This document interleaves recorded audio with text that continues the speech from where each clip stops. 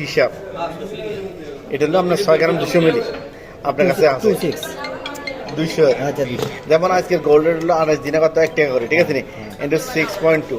শুধু স্বর্ণের দাম হলো 174 বিট হলো স্বর্ণের দাম কি এটা করে আপনার পুরানটা। আপনি আমার থেকে 9 গ্রাম নিয়ে বেলে গেছেন, কত গ্রাম?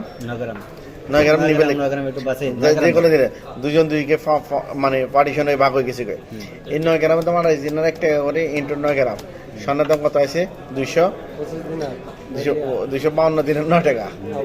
হ্যাঁ, এখন হলো মেকিং চার্জ। আমাদের এখানে মেকিং চার্জ হলো মিনিমাম হলো 13%, অর্থাৎ 3.5 দিনে করে পার গ্রাম মেকিং চার্জ ইন্টু 9 গ্রাম। তাহলে কত হলো?